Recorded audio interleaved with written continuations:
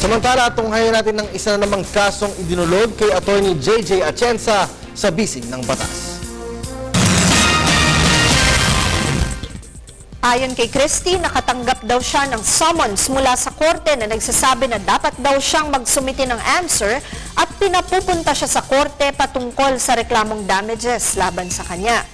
Ayon kay Christie, hindi siya maaaring umabsent sa opisina dahil ang katumbas nito ay bawas sa kanyang sweldo. Alam naman daw niya kasing bintang lang ng nagrereklamo sa kanya ang lahat at dala lang ng personal na galit sa kanya. Christie, bagamat ito ay opinyon lamang namin, ituring mo pa ring payo ito ng pagmamalasakit. Mas maigi na magsumiti ka ng answer at pumunta sa oras at araw na itinakda ng korte para sa iyo. Kapag hindi mo kasi sinunod ang summons, maaaring ma-declare ka in default ng korte. Ang ibig sabihin nito, hindi ka nagsumiti ng sagot at hindi ka nag-participate sa proseso ng korte.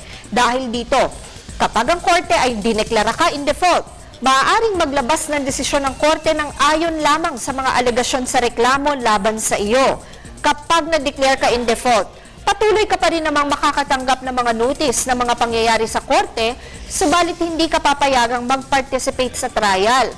Sayang dahil ito ang pagkakataon mo pa naman na kontrahin ang mga bintang at maglabas ng sarili mong ebidensya.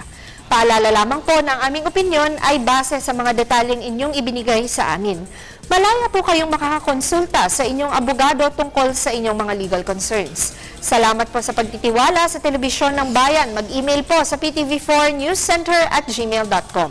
Attorney JJ Jimeno Atienza po, ang inyong bisig ng batas.